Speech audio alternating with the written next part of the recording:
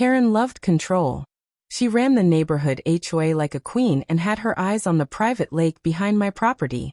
One day, she showed up with papers, demanding I pay HOA fees because the lake is part of the community. I calmly told her the truth. I own the lake. She didn't believe me. The next day, 2 police cars pulled into my driveway. Karen had called them, claiming I was trespassing on community property. I showed the officers my deed, clearly stating the lake belonged to me alone. Their smirk said it all. Karen was humiliated. But I wasn't done. I posted new signs. Private lake. HOA members prohibited. The neighborhood gossip exploded.